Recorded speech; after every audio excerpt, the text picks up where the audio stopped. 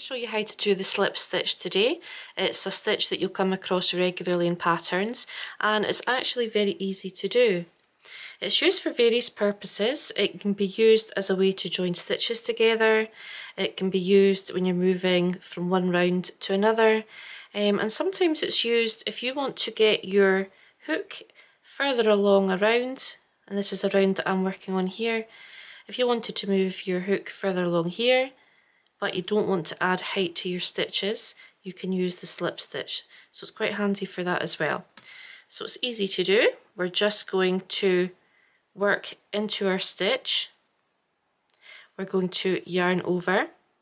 We're going to pull the yarn through, and we'll have 2 loops on our hook. And all we want to do is pull this loop through this loop here. And that's it. That's the slip stitch. Very easy to do. I'm going to show you again. You go into your stitch, you yarn over, pull through. You've got 2 loops on the hook, and all you're going to do is pull this loop through this loop. And that's it. That's the slip stitch. I'll do it once more.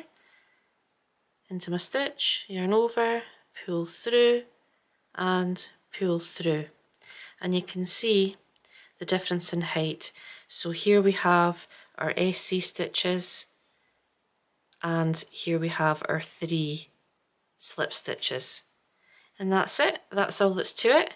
And if you found this video helpful, then please do hit the like button, and don't forget to subscribe so that you don't miss any of my content.